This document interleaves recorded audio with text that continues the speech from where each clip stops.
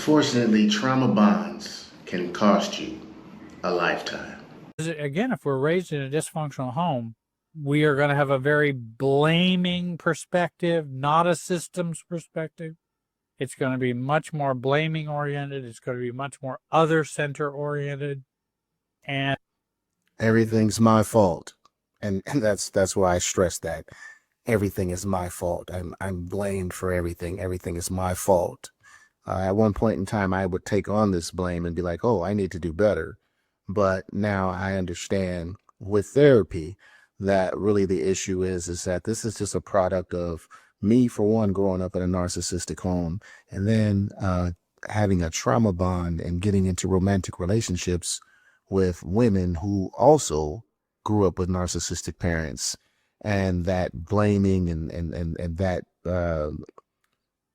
that systems or level of communication is a common bond that we have. And so as soon as you have a common bond, then you start to react in a way that you're comfortable with, like, because it's what you feel familiar with, because that's how I grew up with my mom. You see what I'm saying? And that's how I communicated with my dad.